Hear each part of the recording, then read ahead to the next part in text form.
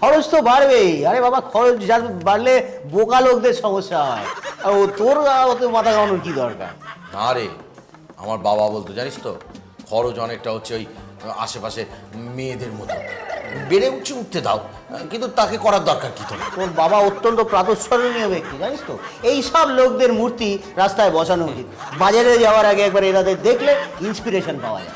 ওই তো বাবা শেষে যখন মৃত্যুসজ্জায় শুয়ে আছে, বুঝতে পেরেছিস, তখন শেষবারের মতো বাবার চোখ দুটো খুললো। হ্যাঁ, তখন বাবার চোখে কোনো জোর নেই। তাই? হ্যাঁ। খুলে কি বললো? তারপরে বাবা বললো, প্রথমে মায়ের নাম করে ডাকলো, বললো পদি তুমি কোথায়? মা গিয়ে বললো এই তো আমি। তারপরে আমাদের খোঁজ করলে বললো বুচি, খেদি, পেঁচি, পল্টু, ঘোলটু, নন্টু, এরা সব কোথায়? মা বললো এই তো সবাই রয়েছে তোমার আশেপাশে, সবাই তোমার পাশেতে রয়েছে। কি কি তারপরে তারপরে কি বললেন? তারপরে বাবা বললো তা তোমরা যখন সবাই এখানে রয়েছো, পাশের ঘরের পাখা লাইটটা তো চলছে, সেটার বিল কে দেবে? তোদের বাবা।